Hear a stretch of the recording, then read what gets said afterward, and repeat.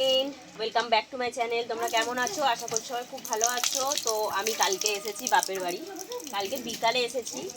তো সবাইকে শুভ নববর্ষের প্রীতি ও শুভেচ্ছা। আজকের দিনটা সবার খুব খুব ভালো কাটুক। তো সকাল সকাল চাটা খাওয়া কমপ্লিট, এখন কলে দিদি আর আমি জল ভরতে এসেছি। এই একটু হাই করে দে আমাদের বন্ধুদের। হাই এদিকে দেখাই আর দুজনে দেখো। এই বাইক রেখে দে অঙ্কুশ, বাইক চালাতে পারে না, নিয়ে ওখানে ঘুরঘুর করছে। কিছু হয়ে গেলে তখন দেখি। তোমাদের আজকে সবার কি মেনু হচ্ছে বলো? আমাদের তো অনেক কিছু মেনু হবে, সবটাই তোমাদের সঙ্গে শেয়ার করবো। আমাদের কলটা কেমন বলো? এটা সরকার থেকে দিয়েছে? এই কলটা সরকার থেকে দিয়েছে। না না, টাকা দিতে হয়েছে। টাকা দিতে হয়েছে মানে এই বিট্টু আসতে কর। ওই বা এই কল তো সব দিয়ে গেছে, আমাদের এখনো দিয়ে গেছে। আসতে কর, আমি শুনতে পাচ্ছি না না, এই কলটা দিয়েছে আর এই পাম্প করছে যেটা ওটা কিনতে হয়েছে। কলের মানে পাইপটা দিয়েছে। হ্যাঁ। এইটা কিনতে হয়েছে 500 টাকা না 1000 টাকা? 500 টাকা। 500 টাকা করে দিতে হয়েছে। বেশ ঘরে ঘরে এই কলগুলো হয়েছে, একদিকে কিন্তু খুব ভালো, তাই না? চা তালো এমনিতে করে দিয়ে গেছে। হ্যাঁ, এইটা না, এটা বাবা করেছে। হ্যাঁ, চা তালো এমনিতে সবার আমাদের করেছে। সরকারি এমনিতে দিচ্ছে। ও আচ্ছা, ভালো বলতে হয়। সরকার তাহলে এখন উন্নত হয়ে গেছে। তো চলো, আবার পরে তোমাদের সঙ্গে দেখা হবে। তারপরে এখানে আমার বর হচ্ছে বাজারে যাচ্ছিল, আর বাবাকে বললাম যে তোমাকে যেতে হবে না, অনেকটা রোদ। আর আমার ভাই না হঠাৎ করে মানে ডিউটি চলে গিয়েছিল, আবার অর্ধেক রাস্তা থেকে আবার ফিরে এসেছে, নাহলে ওই বাজারে যেত। তো তারপরে এখানে আমার বরের সঙ্গে বাজারে গিয়ে আমার ভাইয়ের দেখা হয়ে গিয়েছিল। এগুলো হচ্ছে সব আমার খুড়তুতো কাকা জ্যাঠার ছেলেরা। তো ওরা এখানে চলে গেল, চলে যাওয়ার পরে তারপরে এবার ওদিকে ভাবলাম যে ততক্ষণ ওর বাজার টাজার করুক, এদিকে ভাতটা বসিয়ে দেবো। আরও টুকিটাকি কিছু কাজ আছে। এই যে বাড়িটা দেখছো, এটা আমার একটা বৌদির বাড়ি। আর ওই দেখো ওইদিকে আমার বাবা কলে জল ভরছে, দেখেছো? মানে ঠাকুর পুজোর বাসনগুলো ধুচ্ছে। আমার বাবা কিন্তু সংসারে প্রচুর কাজ করে, একটা মেয়ে যা কাজ করে যাবতীয় কাজ আমার বাবা সংসারে করে। কারণ আমার মা তো অসুস্থ, মা কিছু পারে না সেইভাবে করতে, তো বাবাকেই সবটা করতে হয়। তো দেখে খুব খারাপ লাগে, জানো তো। তো বন্ধুরা, আমার ভাই তো বাজারে গিয়েছিল, বাজার থেকে দেখো কত কিছু এনেছে। এখানে এটা হচ্ছে কালবাট মুরগি, একদম মানে না নর্মাল ওই যে পোলট্রির মুরগি খেতে ইচ্ছে করে না, তো ওকে ওই জন্য বলেছি যে ভাই কালবাট মুরগি নিয়ে আসবি। তো ওই কালবাট মুরগি এনেছে, দেখো কে কে পছন্দ করো বলো। এটা ছোট চিংড়ি এনেছে, এটা একটা চচ্চড়ি হবে উচ্ছে দিয়ে। আর এটা না আমাদের পুকুরের মাছ। এই দেখো আমাদের পুকুর, মানু দেখা, ওই দিকে একটা পুকুর, সেই দিকে একটা পুকুর আছে, আর ওই দিকে একটা পুকুর আছে। মানে মোট আমাদের 3টে পুকুর, তোমাদের দেখাবো পরে, তোমরা জানো অনেকে। আর এখানে এনেছে গলদা চিংড়ি, এই দেখো। মানে এতদিন পরে এসেছি, প্রায় 2.5-3 মাস পরে এসেছি, ওই জন্য আমার ভাই একটু ভালো মন্দ খাওয়াচ্ছে এই আর কি।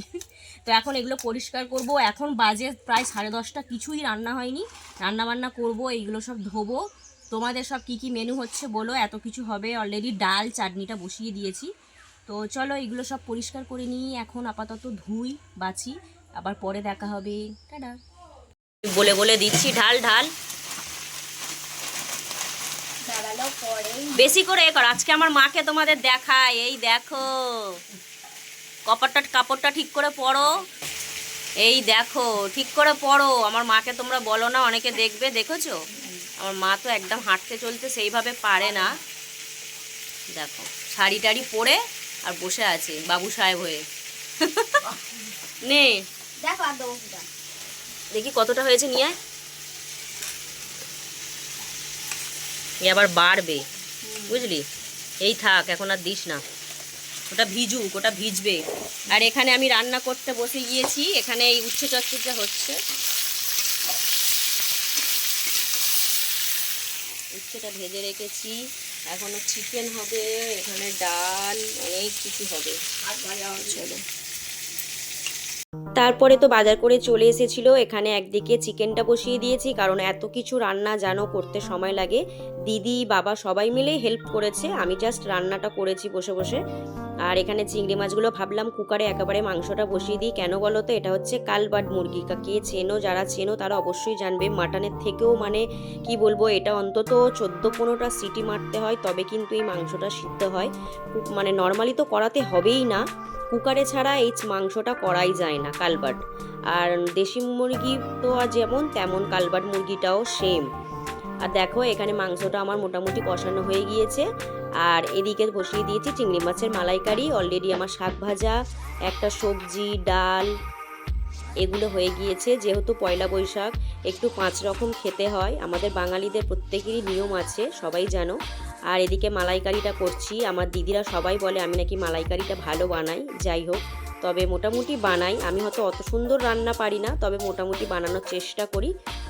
আর মাকে তো তোমাদের দেখালাম, আমার মা অসুস্থ থাকে বলেই আমাদের সবটা বাড়িতে এসে করতে হয় দিদিকে আর আমাকে।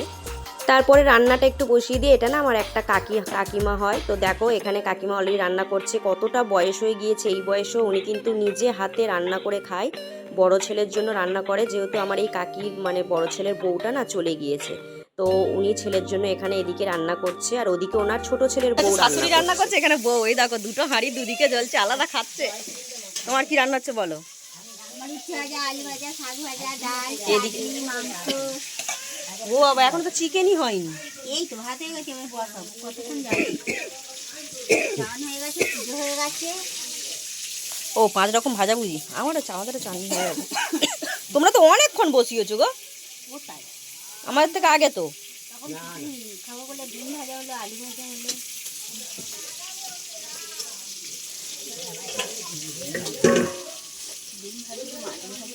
তারপরে স্নান করতে যাওয়ার আগে আমাদের না পয়লা বৈশাখের দিনে আমার মারা এটা করতো, নিম হলুদ মাখতে হতো। কাদের এই নিয়মটা আছে বলো? আমার ছেলেকে মাখাবো, বোনজিদের দেবো, ওরা সবাই মেখেছে। আমার ছেলেকে মাখাতে পারলাম না, ও তার আগেই স্নান করে নিয়েছে। ওই দেখো, তো ওকে বললাম একটু নিচু হ, তোকে ছোট্ট করে একটা টিপটা পরিয়ে দিই। তো সেটাই করলাম, একটু ছোট্ট করে ওকে টিপটা পরিয়ে দিলাম, কারণ পয়লা বৈশাখের দিনে এটা করতে হয়, আমাদের নিয়ম আছে বাঙালিদের, অনেকেরই আছে আবার অনেকের নেই। তো তারপরে দেখো সব কিছু কমপ্লিট করে এখানে খেতে বসে গিয়েছে। আর আমাদের হাঁড়িটা দেখেছো কত বড় হাঁড়ি। আর আমি সবাইকে ভাত টাত বেড়ে গুছিয়ে দিই, মানে এটা আমার ডিউটি থাকে। আমার দিদি তো খুব একটা মানে দেয় না। তো এখানে আমার ছেলে বসেছে, ওটা আমার বোনপো। এদেরকে আগে ভাবলাম দিয়ে দিই, তারপরে আমরা পরে বসবো, কারণ আমার বড় খাবে, আমার ভাই খাবে, সবাই খাবে।